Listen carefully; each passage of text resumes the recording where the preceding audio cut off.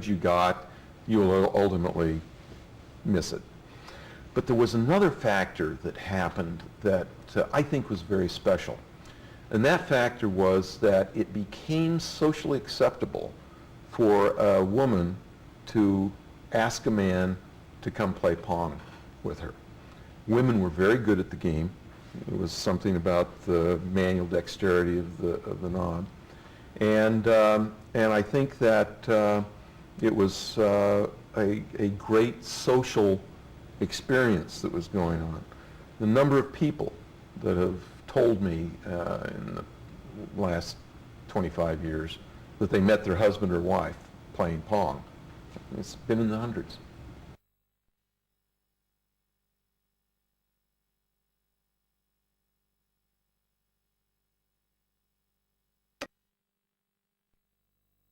It turned out that if you had something about the mass of a pool ball, which of course you never have in a bar, and you hit the third bolt down on the left side of the coin mech, it would set up a harmonic vibration and you'd get a free game. And literally, whenever it's possible to cheat and get a free game, the world knows about it in about a femtosecond from the first person who discovers it. I mean, there's a network. And this is before the internet, but it's incredible. And so you hear it from the field, hey, the machines have quit earning money because people are getting games free. What are you going to do about it? And so you put your engineering hat on, you figure out what the problem is, you put dampers in and a slam switch and a couple of things in the circuit, and you eliminate it. The other one that happened is in dry climates, if they happen to be placed on a carpet, and if you could really get a big electrical charge, and if you hit, in this case, it was the top bolt, you'd get a spark that would go through and it would reset the machine, and about 1 in 3 times it'd start the machine. Well, we saw people doing what became known as the Atari Shuffle. And if the place didn't have carpet, they would put on nylon jackets and rub against each other to get a charge up. And that was a much harder one to do because these high voltage things would go all throughout the digital stuff. We were able to get that one solved as well. There was a very clever system in which the guy running the machines found that the counter had counted coins, but when he'd look in the cash box, there'd be nothing there. And one time he noticed that there was a little bit of moisture in the bottom, and so he staked out the machines and found out that some little kids, some 9, 10 years old, had taken modeling clay, made impressions of quarters, filled them with water, and then put them in the freezer with a little bit of sand or other things to make them a little bit heavier. Then they put on their wagon an ice chest, went down to the local bowling alley, and they would quickly run in with these little discs of ice, put it in the coin mech, and it had triggered a free game.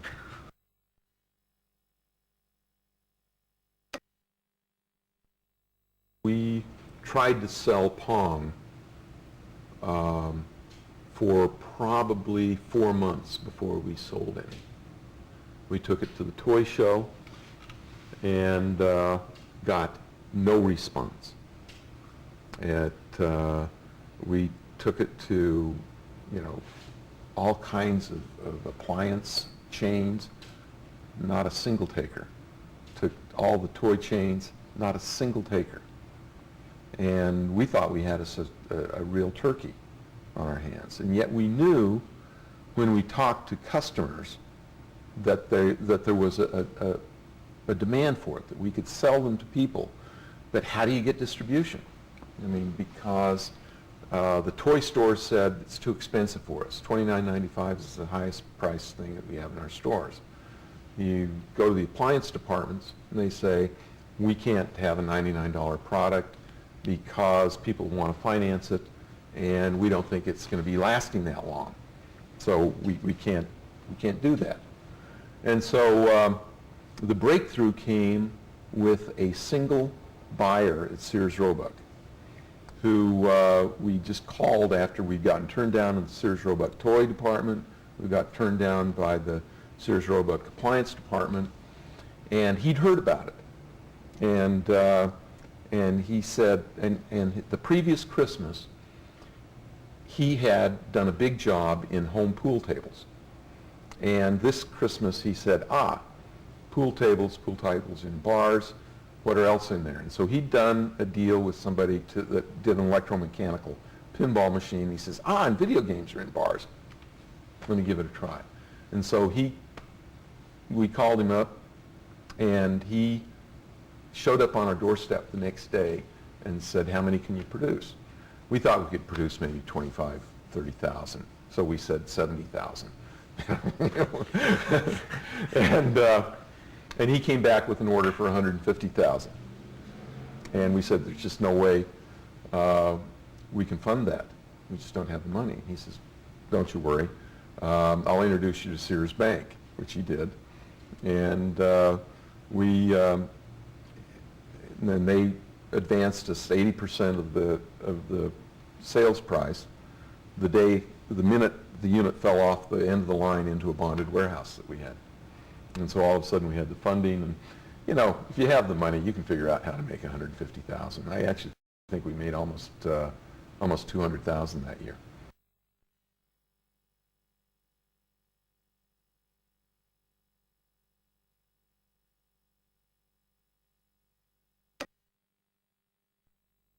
In terms of game theory, the figure of merit of a good game is minimum rules, maximum richness. And so using that metric, war is the ultimate game, because minimum of rules, massive complexity, whole economies and peoples and cultures whacking it out. If you take the next best metric for game playing, it's business, where you have tremendous complexity, keep score with money, market share, what have you, and it's really fun. And being a game player, looking at strategic as well as tactical decisions in business has always been really a lot of fun. A lot of people wondered why Atari with the 2600 was able to dominate the market so completely and so totally. And one of the reasons was that the consumer game space required in-channel capacity, which was a relatively trick technology at that time. Used, small scale, had to be able to do very small etchings, and so at the time there were only 5 companies in the world that could do it, that had an in-channel process. So since we were the first, I went around and I cut deals with every one of the in-channel houses to make me the next generation custom chip for the next generation Atari 2600. And these were exclusive. And so basically I knew that if I could tie up all of them, that nobody could compete with me because there just wasn't anybody left. And so, and it was costing us like $50,000 to $100,000 a year. And I could constantly make just enough little changes that in the in-channel world where it was all LSI, any change set you back at least 3 to 6 months. And so I felt as long as I could keep this shell game going, it'd be really great. I'd have totally isolated and dominated the marketplace. Well, after I sold the company, when I was working this thing, people say, why are you doing this? You only need one next generation. Pick the guys that are the best and let these guys save you $100,000.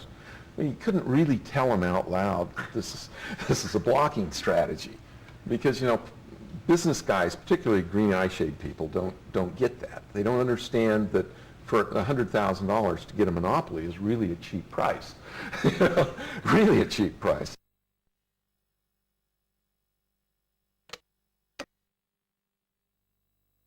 I think that whenever you go back to places that have historical roots for you, it allows you to sort of vicariously relive some of the past fun times that you had. I mean, these were heady times.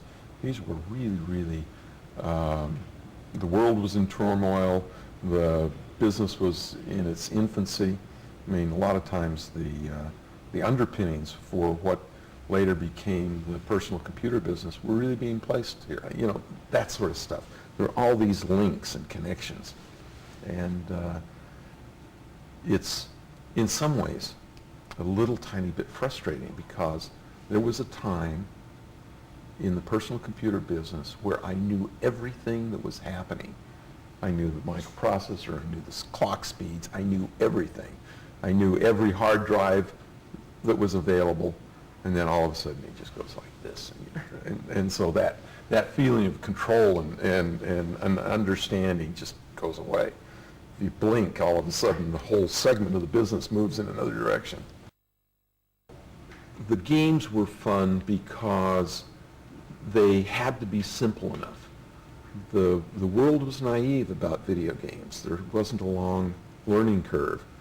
And unlike the video game, the coin-operated video game business today, in which very few people play games. I mean, if you were to go down and ask a random number of people, when was the last time you put a quarter in a coin machine to play a video game, the number's pretty small. And what really happened is the games were very accessible to anyone because they were simple to play and yet challenging and fun. Later on, the business moved away from that, and the games kept getting more complex and more difficult to play. If a typical person wandered into an arcade today, with the possible exception of a driving game, they'd be hard-pressed to play a punch-kick fight game and do any good. They're very difficult. The greatest achievements, I believe, fall into sort of two different categories. One is sort of technical progress. The other side is sort of the game thought and direction. I think if you go down the technical side, you have to start with the first phase of game development. It was really on big, massive computers that were non-economic, but there were some interesting things done. Space Wars is probably the pinnacle of development in that space. Then the Atari side really created what I call state machines. These were not, they used computer chips, but they weren't strictly von Neumann machines, which is a technical term for a machine that executes a program. And then that phase stayed until Asteroids. And Asteroids was the first coin-operated video game that had a microprocessor in it. And in that case, the microprocessor still wasn't fast enough, so it basically did a lot of the calculations, but you still had a huge number of chips that you had to do the interface with. From there, you go to consumer Pong and the consumer side of the marketplace, which condensed everything into one chip, which allowed cost and reliability to be good enough that you could go in the home. So that's sort of, I think, a technical breakthrough. And then the Stella in the 2600, which worked with a microprocessor to make a reprogrammable game, and that was where the cartridge economic model was set up, which really allowed a razor blade thing, because we made very little money on the hardware, but we made a lot of money on the software. And that's sort of been the metaphor for the gaming, for the consumer game business ever since. Then in terms of technology after that on the coin-op side, it's been just evolution of bigger, faster, better, faster processors, better use of memory, able to manipulate more and more polygons, which is sort of the standard litmus test of what is good. If you